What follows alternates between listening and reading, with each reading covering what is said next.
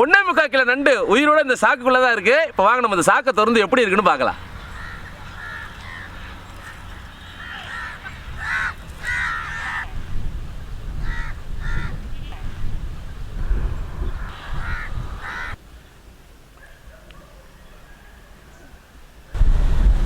Hi friends, இன்னைக்கு நாம இந்த ராட்சச நண்டை கிரேவி செஞ்சு சாப்பிட போறோம். இந்த வீடியோ செம்மையா இருக்கும். இன்னைக்கு ஒரு புடி பிடிக்க போறோம். இப்போ வாங்க நம்ம ராட்சச நண்டை எப்படி கிரேவி செய்யணும்னு பார்க்கலாம்.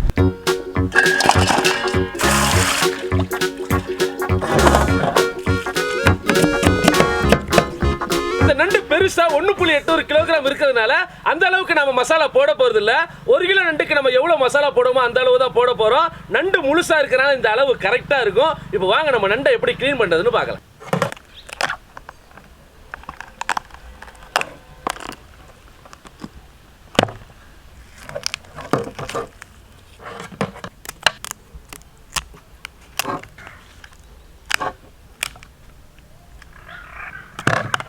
நண்டோட கொடுக்க கத்தியால வெட்டி தட்டிக்கலாம்.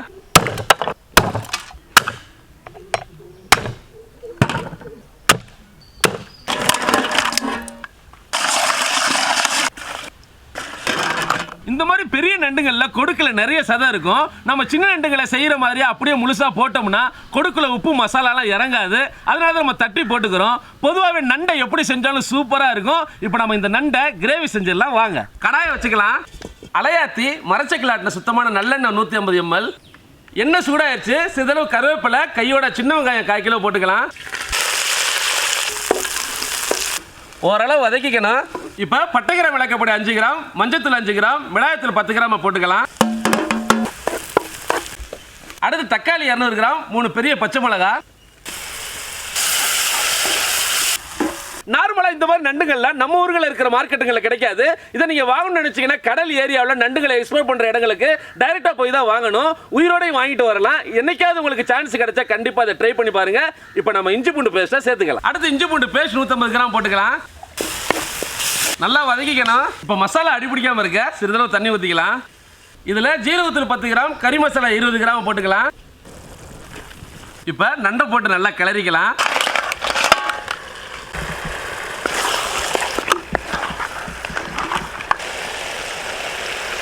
நண்டுக்கு தேவையான உப்பு, அப்புறம் கிரேவிக்கு தேவையான தண்ணியை ஆட் பண்ணிக்கலாம். நாங்கள் 4 கிளாஸ் தண்ணி ஊற்றிருக்கோம்.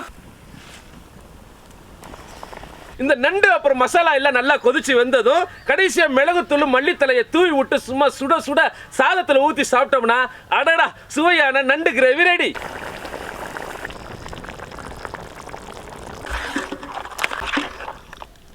நண்டு வெந்துருச்சு. இப்போ மிளகுத்தூள் 10 கிராம் தூவிக்கலாம். கடைசியா கொஞ்சம் மல்லித்தலை தூவி இறக்கிக்கலாம்.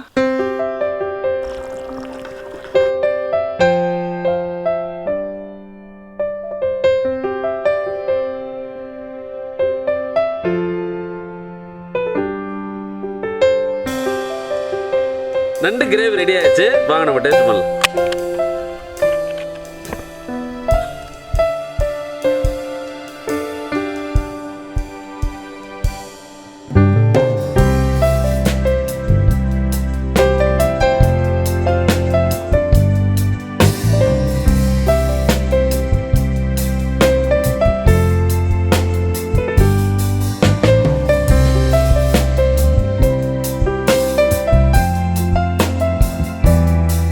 நண்டு அட்டகாசமா காரஞ்சாரமா சூப்பரா இருந்துச்சு. நீங்களும் 1 கிலோ நண்டு எடுத்து இதே மாதிரி செஞ்சு பாருங்க. உங்களுக்கு ரொம்ப பிடிக்கும். இந்த வீடியோ உங்களுக்கு பிடிச்சதா லைக் பண்ணுங்க, ஷேர் பண்ணுங்க, மறக்காம பேஜை ஃபாலோ பண்ணுங்க. மீண்டும் அடுத்த நல்ல வீடியோட சந்திப்போம். பாய்.